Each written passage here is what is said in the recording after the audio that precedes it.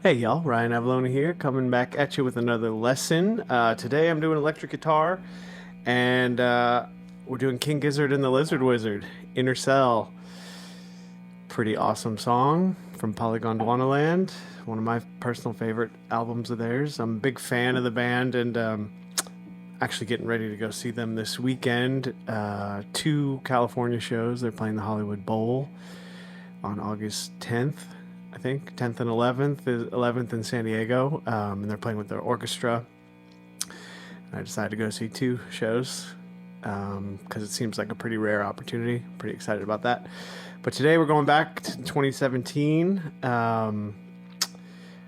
This album is it's filled with all kinds of songs with changing meters, odd time signatures that change throughout the song.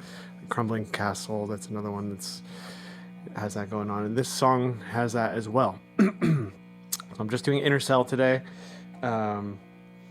I grabbed this SG and I drop tuned it because this album they do in drop tuning. It's a C sharp standard, so the notes on the guitar you're gonna want to tune down if you want to learn this properly and be able to play along to the recording.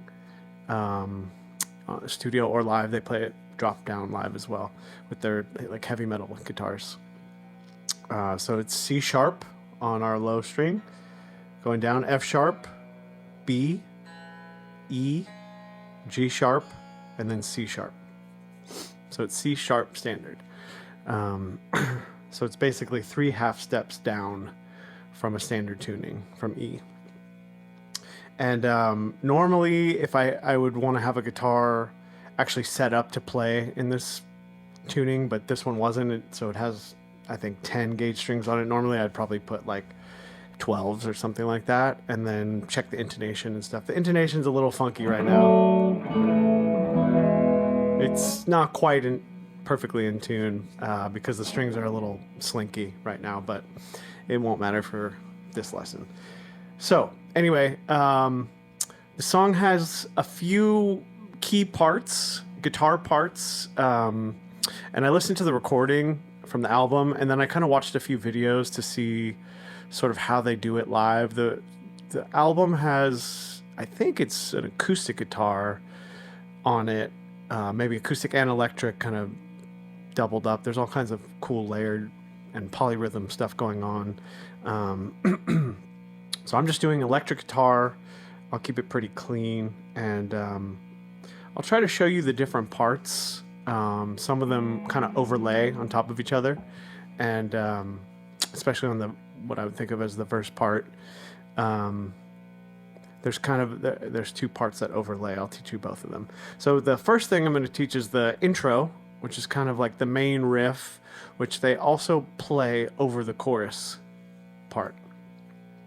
And I took some notes on this song because it is a little bit complicated. I want to make sure I get stuff right. Okay, so I wrote that this intro's in 6, and then there's a bar of 2 at the end of it. Yeah, they do some interesting stuff. That bar of 2 does a lot of work to make things line up evenly on top of each other, the different polyrhythms that they have going on. So let's dive into this intro. So it's kind of based around an open A string, which is actually our F sharp. So this is really kind of like an F sharp minor, but I'm just going to think of it as A rather than do too much transposing in my head. So the first little, I'll kind of like teach you the frets to play, then we'll talk about the rhythm and how to play it. So we're going to go up on our, so open A. This is the first 3 notes. So we're going up to the G string on the 9th fret and the D string on the 10th fret. Again, I'm just going to refer to them in standard tuning. Hopefully that's easier for everybody. And then we go down, same open A string, G string on the 7th fret, D string on the 7th fret. And I just bar it. You could do 2 fingers or bar it.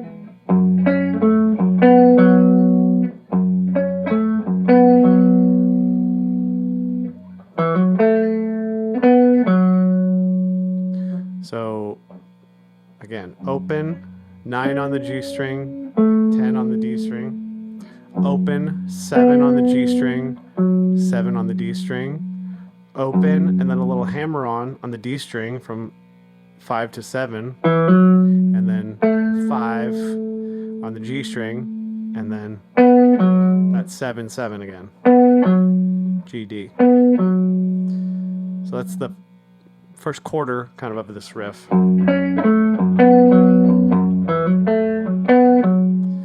So that's how I play it up to speed. So I just realized there's an extra A string there before the hammer-on. So it's like this.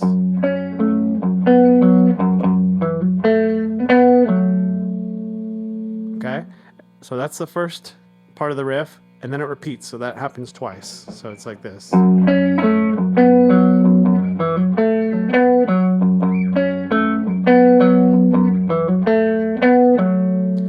then you'll notice at the end of the riff, I forgot going into it, it's a double A as well. So like this.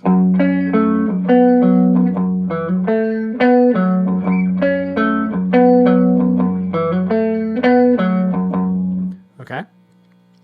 Then we go. So it starts the same. And then we go with our pinky up on the G string to the 12th fret down to 9. And then staying on the same string, 10, 9. So it's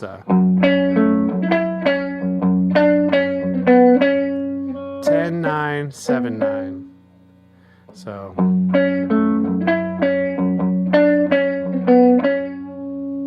okay. And then back to the first riff. And this is where it changes. Instead of going, it just stays on that D string, goes up to the 8th fret and back to 7th. So again, that's. And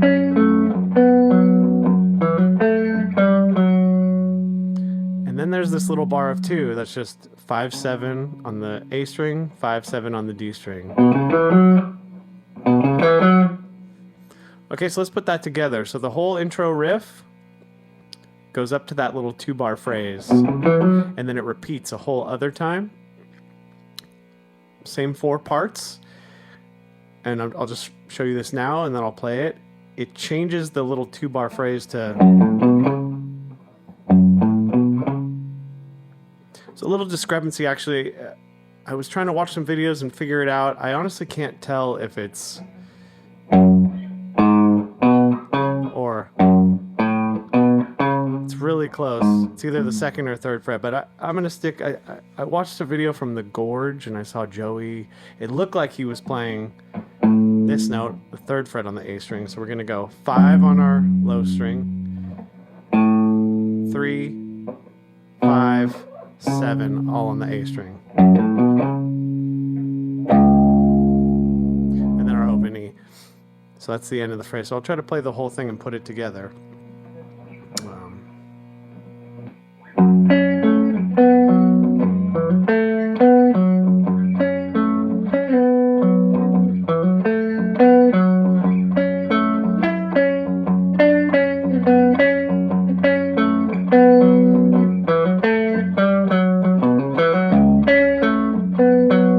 So that was supposed to be back to A.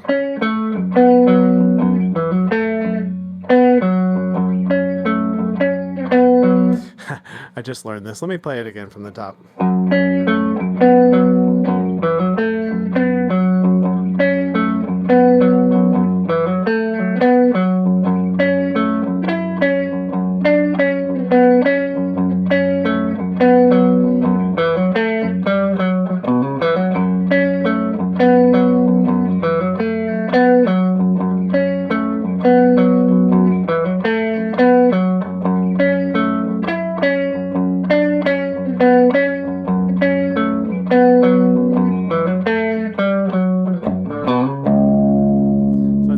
Riff, and it changes keys now to our it's really a key of C sharp minor, but I'll just call it E minor.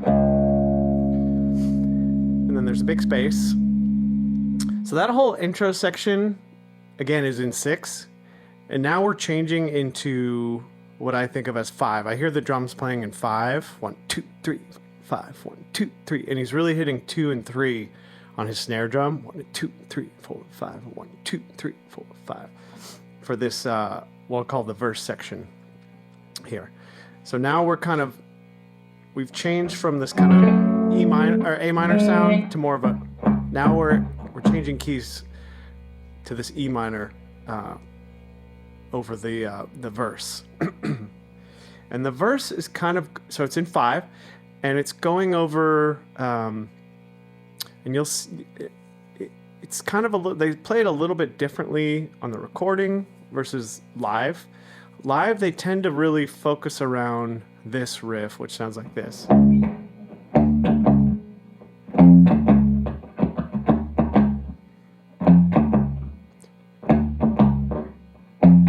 Or you can play it up here.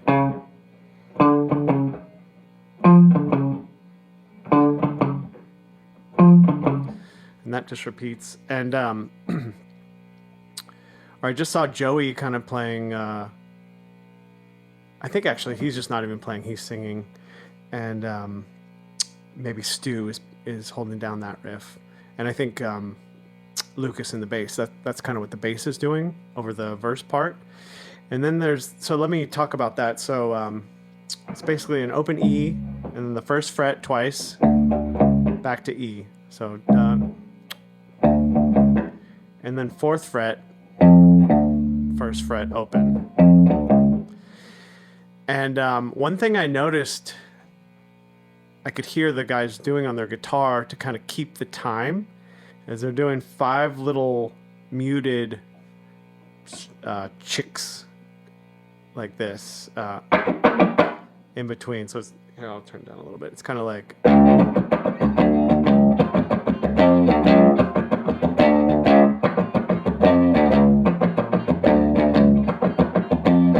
so if you can't just naturally feel where that is, you can kind of give yourself, or you could tap your foot 5 beats to feel out where the spaces are between that little riff. 1, 2, 3, 4, 5. 1, 2, 3, 4, 5. 1, 2, 3, 4, 5.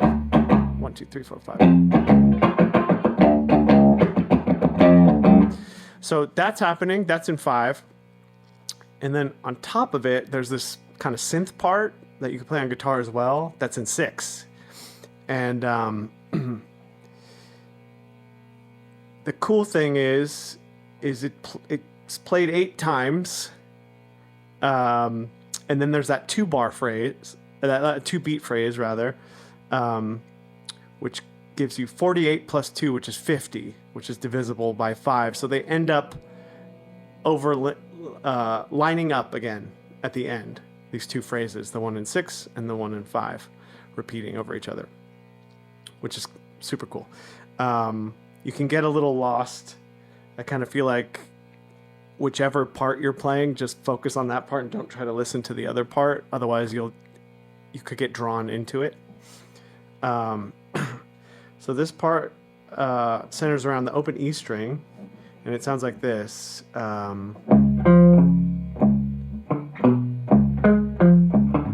It's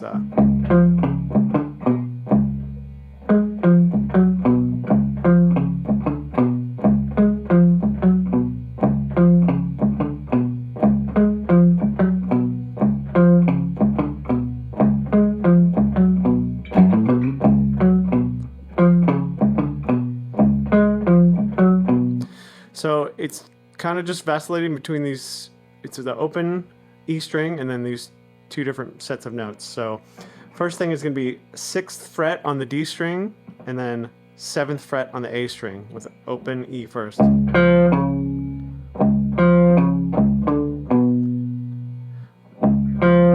then we go on the A string 8-5. So open.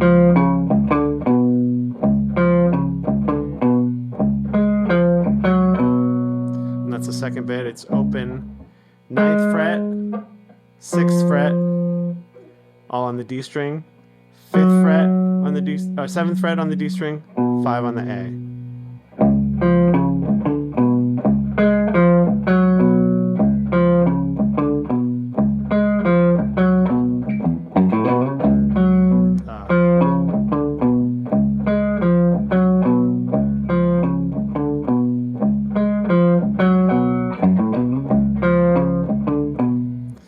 that's happening over.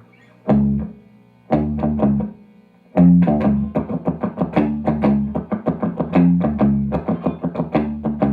when we get to this little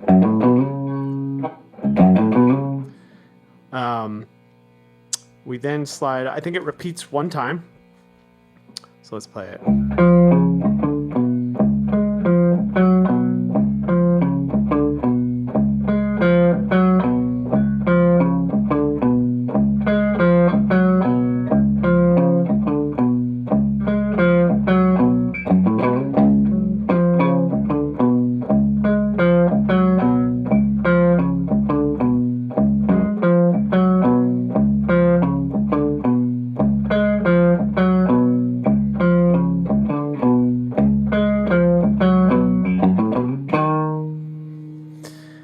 Okay, so that's the whole phrase, and the second time through on this lick, it just goes up to our F sharp.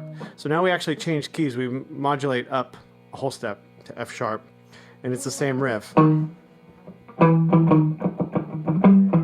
this time, that little synth part in 6 is not happening over it, so the focus really gets drawn into this riff now.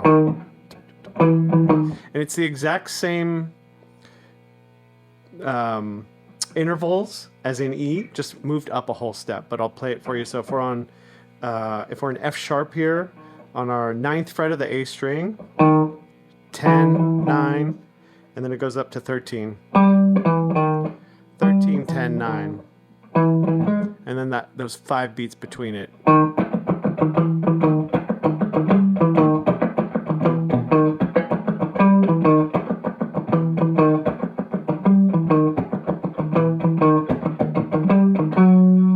So at the very end, they change keys back to our A minor. And on the recording, I heard something on the album, something that's like instead of, it does this little turnaround where it goes, because that's the key, that's where we're landing. That's our A. So instead of, and that's where our chorus starts. So that's a 13, 9, 12. And then, I forget how, they didn't exactly do it that way live. I think they might have just kind of like chucked through it and then just go into the chorus, which is, the chorus has the intro riff that we learned.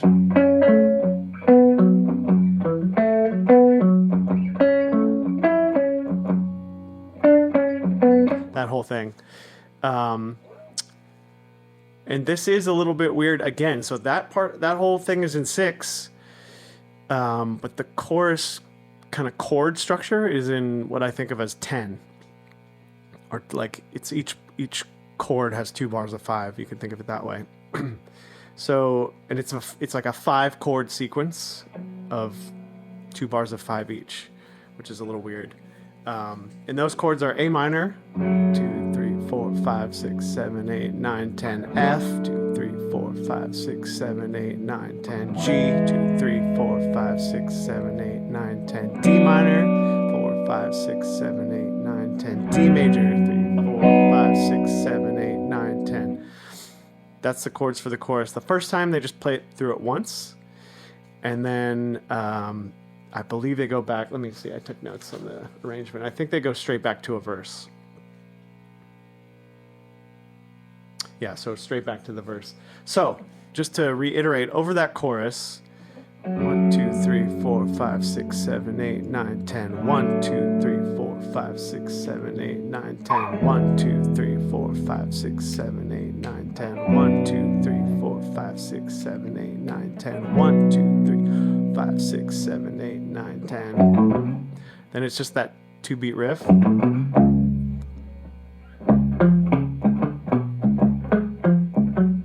Back to the verse. So over those chords on the chorus, somebody's, maybe Ambrose, this in the live version, maybe it's Ambrose or Cookie, I'm not totally sure. It's just kind of holding down like synth pad on those chords.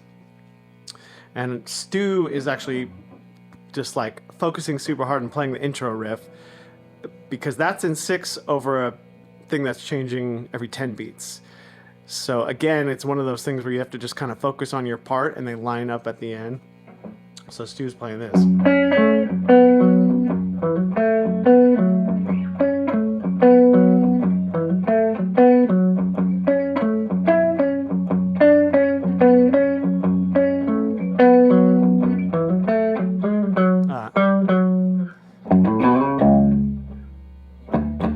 So back to the verse.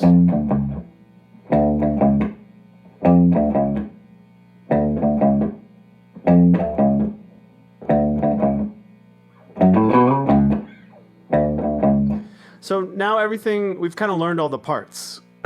The verse happens again, and this time I don't think there's a repeat. So once we get to the end of the verse form and we get to the F sharp, it's a dance of the dead.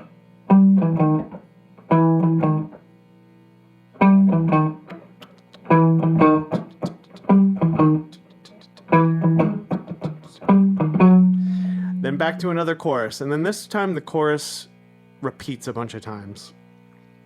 So you have these chords going 4, 5, 6, 7, 8, 9, 10, 1, 2, 3, 4, 5, 6, 7, 8, 9, all over.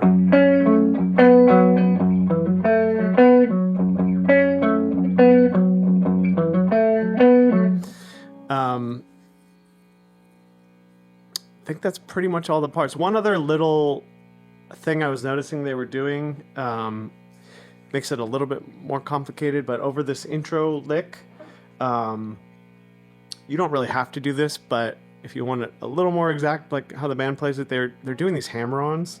So instead of the first note being open string and that 9th fret, it's a hammer-on. That's a little more how they do it. And then same with that.